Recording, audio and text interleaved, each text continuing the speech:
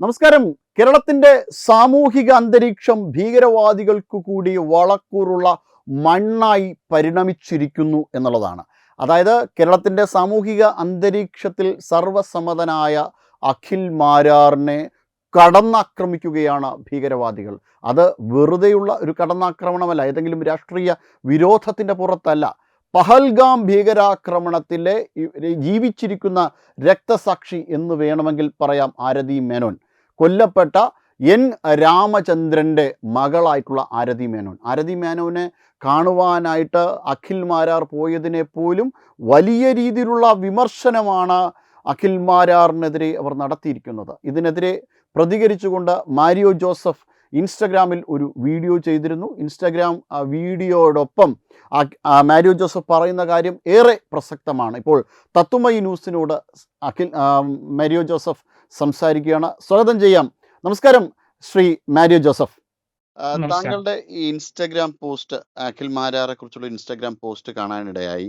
അദ്ദേഹം പഹൽഗാം ഭീകരാക്രമണത്തിൽ ഇരയാക്കപ്പെട്ട വ്യക്തിയുടെ വീട്ടിൽ സന്ദർശനം നടത്തിയതിനെ എതിരെ പോലും വളരെ ധാരാളം കമൻറ്റ് ഇതിനെതിരെ അദ്ദേഹത്തിന് ഒരു കാലത്ത് അദ്ദേഹത്തെ പിന്തുണച്ചിരുന്ന ആൾക്കാർ പോലും ഈ രീതിയിൽ വളരെ മോശമായ കമൻറ്റുകൾ കൊണ്ട് അദ്ദേഹത്തെ അഭിഷേകം ചെയ്തു എന്നാണ് അഖിൽ മാരാർ പറയുന്നത്.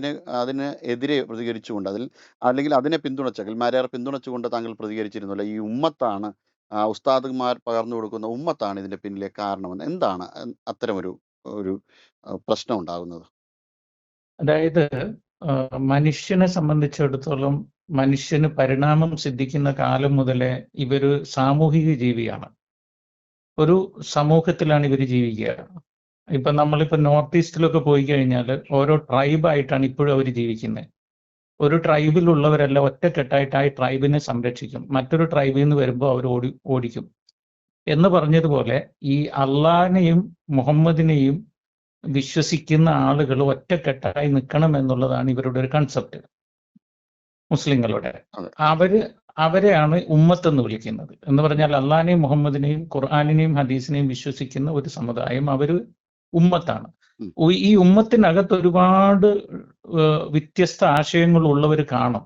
സുന്നികൾ തന്നെ കേരളത്തിലെ പി സുന്നി, കെ സുന്നി, മുജാഹിദ്, തബ്ലീഗ്, കാദിയാനി, ഷിയാക്കള്, ഇങ്ങനെ ഇഷ്ടം പോലെ ഇവരിൽ ഭിന്നത ഉണ്ടെങ്കിലും മറ്റു മതക്കാരെ ഉപദ്രവിക്കുന്നതിലും മറ്റു മതത്തിൽ നിന്ന് വരുന്ന ഉപദ്രവത്തെ ചെറുക്കുന്നതിലും ഇവർ ഒറ്റക്കെട്ടായി നിൽക്കുന്നതിനെയാണ് ഇവർ ഉമ്മത്തീങ്ങൾ എന്ന് വിളിക്കുന്നത്.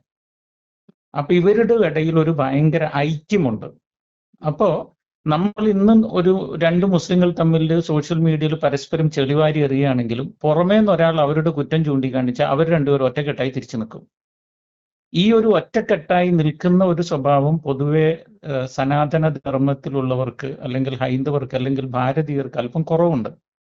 അതേ കുറവ് ക്രിസ്ത്യാനികളുടെ ഇടയിലുണ്ട്. അവരും പരസ്പരം ഭിന്നിച്ച് നിന്ന് കളയും. പക്ഷെ ഇവർ ഒറ്റക്കെട്ടാണ്. അതാണ് ഈ ഉമ്മത്ത്. അപ്പൊ ഇവര് സൈബർ ആക്രമണത്തിന് ഇറങ്ങിയാലും അവര് പരസ്പരം അടികൂടുകയാണെങ്കിൽ പോലും നമ്മളെ ഉപദ്രവിക്കാൻ വരുമ്പോൾ അവർ ഒറ്റക്കെട്ടായി നിൽക്കും. ഈ ഭീകരവാദികളുടെ പ്രശ്നത്തിലും ഈ ഉമ്മത്ത് വർക്ക് ചെയ്യുന്നുണ്ട്. ഉമ്മത്ത് ഇത്ര നാൾ ഇല്ലായിരുന്നു, പക്ഷെ ഈ അടുത്ത കാലത്ത് അത് ഉള്ളതായിട്ടാണ് എനിക്ക് മനസ്സിലാവുന്നത്. ഒരുപാട് നാളുകളായ എൻ്റെ ചിന്ത ഭീകരവാദികളോട് മുസ്ലിമീങ്ങൾ പൊതുവെ സപ്പോർട്ടല്ല എന്നായിരുന്നു. പക്ഷെ ഇപ്പൊ എനിക്ക് മനസ്സിലായത് ഈ ഉമ്മത്തീങ്ങൾ എന്ന് പറയുന്ന നല്ലവരായി നമുക്ക് തോന്നുന്ന മുസ്ലിമീങ്ങളും ഉള്ളിൻ്റെ ഉള്ളിൽ ഭീകരവാദികൾക്ക് സപ്പോർട്ടായിട്ടാണ് എനിക്കിപ്പോൾ ഫീൽ ചെയ്യുന്നത്.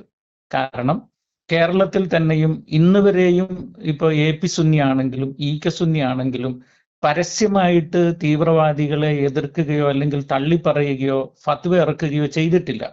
ഇപ്പൊ തടിയന്റെ അവിടെ നസീറിനെ പോലെയുള്ള എത്രയോ തീവ്രവാദികളെ കേരളത്തിൽ നിന്ന് പൊക്കി. ഏതെങ്കിലും ഇപ്പോൾ സമസ്ത കേരള ജംഇയ്യത്തുൽ ഉലമയോ ഇനി അല്ലെങ്കിൽ മുസ്ലിം ലീഗ് തന്നെയോ ഇനി അല്ലെങ്കിൽ ജമാഅത്തെ ഇസ്ലാമിയോ ഏതെങ്കിലും ഒരു മുസ്ലിം സംഘടന ശക്തമായി നിന്നിട്ട് അത് തെറ്റാണ് എന്ന് പ്രഖ്യാപിക്കുന്നതായിട്ട് ഞാൻ ഇതുവരെയും കണ്ടിട്ടില്ല. അല്ലെങ്കിൽ ഒരു ഫത്വ ഇറക്കുന്നു, അല്ലെങ്കിൽ മഹല്ലുകളിൽ ജുമുഅയിൽ എല്ലാ ഇമാമിയങ്ങളും ഒരേ സ്വരത്തിൽ പ്രസംഗിക്കുന്നു ഇന്നയാൾ തെറ്റാണെന്ന്. ഇപ്പൊ ഉദാഹരണത്തിന് നമ്മൾ അബ്ദുൽ നാസർ മദനിയുടെ കേസിൽ എത്ര മുസ്ലിം മസ്ജിദുകളിൽ മദനി ചെയ്തത് തെറ്റാണ് എന്ന് പ്രഖ്യാപിച്ചിട്ടുണ്ട്.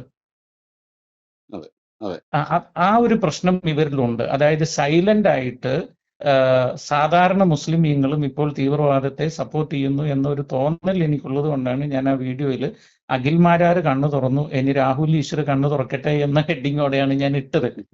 കാരണം ചിലതൊക്കെ ഇനിയും വൈകിപ്പോയാൽ ജനങ്ങൾ മനസ്സിലാക്കാൻ ഇച്ചിരി ബുദ്ധിമുട്ടും.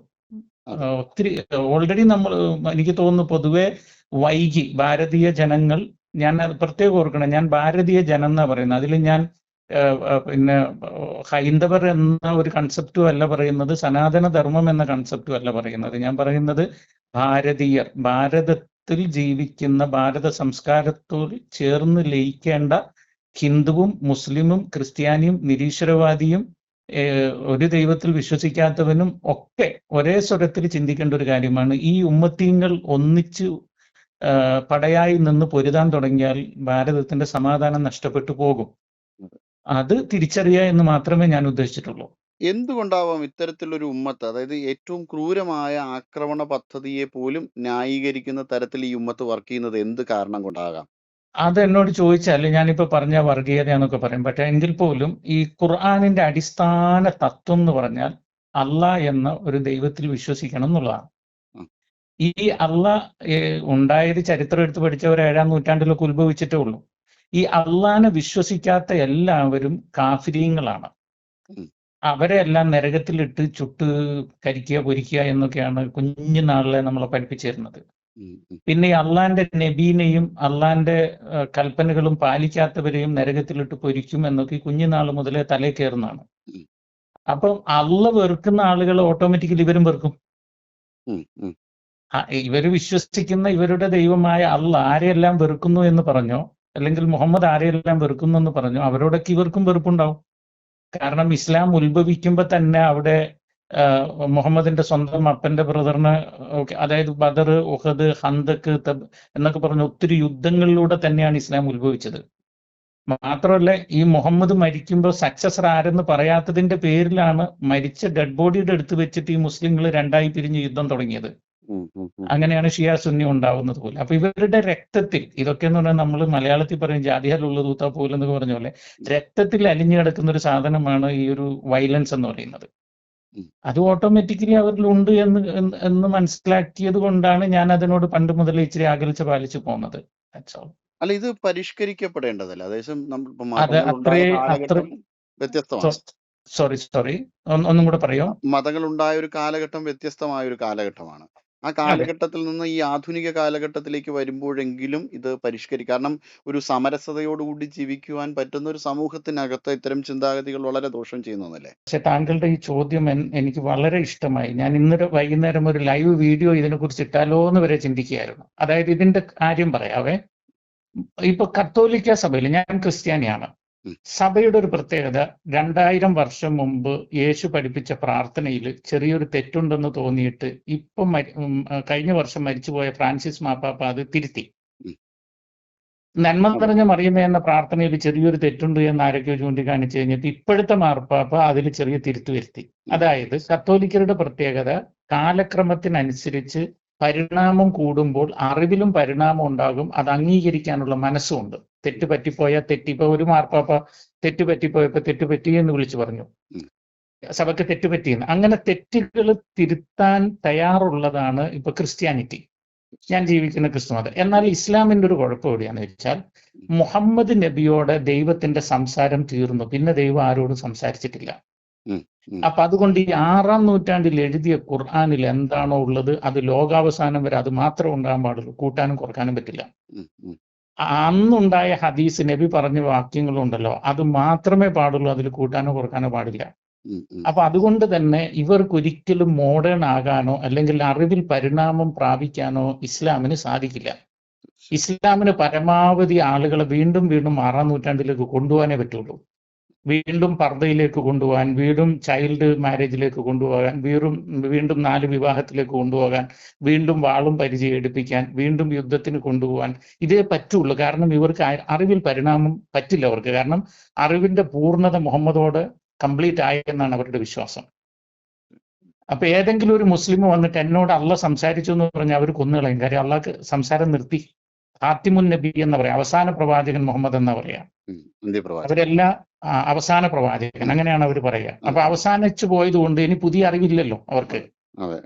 ഇതാണ് ഇസ്ലാമിന്റെ അടിസ്ഥാന പ്രശ്നം. അപ്പൊ ഞാനൊക്കെ പലപ്പോഴും ഇസ്ലാം വിമർശനം നടത്തേണ്ടി വരുന്നത് മുസ്ലിമീങ്ങൾക്കെങ്കിലും ഈ ഒരു ബോധം വരട്ടെ. കാരണം ഇതെല്ലാം അറിവിൽ പരിണാമമുണ്ട്. ഇപ്പൊ ഉദാഹരണത്തിന് ഒരു 30 വർഷം മുമ്പ് താങ്കൾക്ക് ഇതേപോലെ എന്നോട് സംസാരിക്കാൻ പറ്റില്ല, കാര്യം അന്ന് ഫോണില്ല.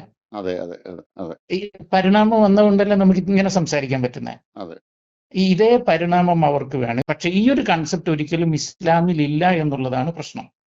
ഇസ്ലാമിൽ അന്ന് എന്താണോ എഴുതി വെച്ചത് അത് തന്നെയാണ് ഇന്നും നടക്കുക, അത് തന്നെയാണ് ലോകാവസാനം വരെ നടക്കുക. തീർച്ചയായും. അതാണ് അപകടം. അറിവിലുള്ള പരിണാമം അവർക്ക് തിരിച്ചറിയാൻ പറ്റുന്നില്ല. എന്തായാലും കാലഘട്ടത്തിനനുസൃതമായ ഒരു സമീപനം എല്ലാവർക്കും ഉണ്ടാകട്ടെ എന്ന് മാത്രം പ്രാർത്ഥിക്കാം അല്ലേ? യെസ്, അത് ഉണ്ടാകാൻ നമ്മൾ ചെയ്യേണ്ടത് എന്താണ്? നമ്മൾ അറിവ് പകർന്നു കൊടുക്കണം. നമ്മൾ അവരെ ഭയപ്പെട്ടും അവരുടെ തെറിയെ പേടിച്ചും അവര് ഭീഷണിപ്പെടുത്തുമ്പോൾ ഭയന്നും മാറി നിൽക്കാതെ നമ്മൾ പറയാനുള്ളത് പറഞ്ഞുകൊണ്ടേ പോകണം.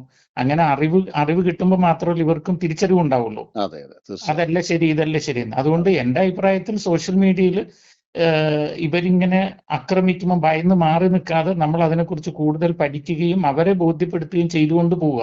തീർച്ചയായും തീർച്ചയായും. വിട്ടുവീഴ്ചയില്ലാത്ത നിലപാടുകളുമായി ദേശീയതയുടെയും സമാജത്തിൻ്റെയും ശാക്തീകരണത്തിനു വേണ്ടി തത്വമയിയുടെ ജൈത്രയാത്ര തുടരുകയാണ്. യൂട്യൂബിൽ മാത്രം തത്വമയിക്ക് 10 ലക്ഷം സബ്സ്ക്രൈബേഴ്സിലേക്ക് എത്താൻ ഏതാനും ചുവടുകൾ മാത്രമാണ് ബാക്കി. മറ്റ് സോഷ്യൽ മീഡിയ പ്ലാറ്റ്ഫോമുകളിലും തത്വമയിയുടെ നിറസാന്നിധ്യം തുടരുകയാണ്. ഈ അവസരത്തിൽ ഞങ്ങൾക്ക് നിങ്ങളോടുള്ള അഭ്യർത്ഥന ഞങ്ങളോടൊപ്പം നിൽക്കുക എന്നുള്ളതാണ്.